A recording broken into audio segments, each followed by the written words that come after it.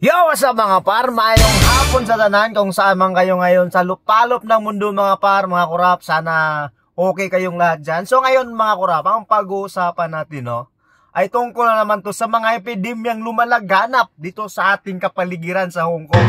Kasi mga par, marami kasi nagtatanong, sa sobrang dami nang natanong sa akin kung paano daw sila makapag-drive sa Hong Kong, Ha, bubu, no?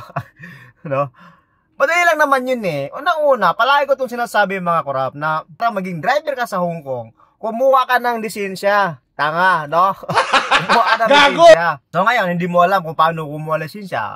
Kasi hindi mo alam, tuturuan kita. Diba? So, para makakuha ka ng lisensya, pupunta ka sa Land Transport Department mga kurap.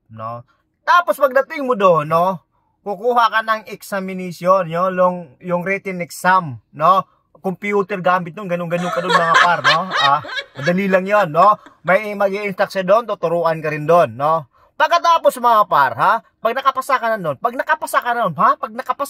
na one tick mo yon, ibig sabihin matalino ka, matalino ka. So ngayon, kukuha ka ulit ng test, yung examination, para maging driver ka na talaga, kukuha ka doon. Pagkatapos mong makakuha doon, so ngayon, meron ka na.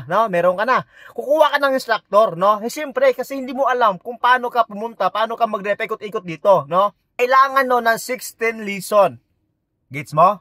Gets mo ba? Hindi mo guys, nakiniga, ang bubo ka, Kailangan mo ng 16 lesson para maabot mo yung inihingi ng Land Transport Department, Gets mo?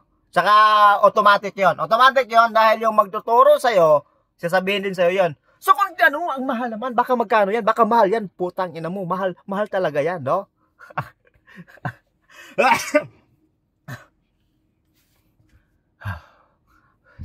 Saglit lang.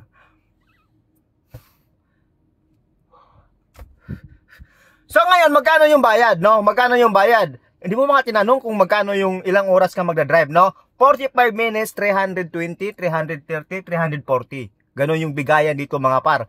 So ngayon, bawat lesson, 2 lesson kukunin mo. 1 oras at kalahati, 95 minutes. So magkano babayaran mo nun? 660 kung tug 330, Gis mo? Alam mo na, Paano? Paano lang naman? Paano?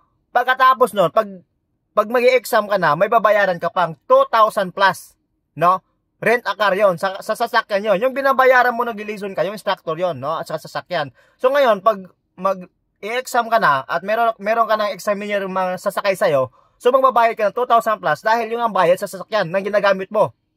Nagis mo ba?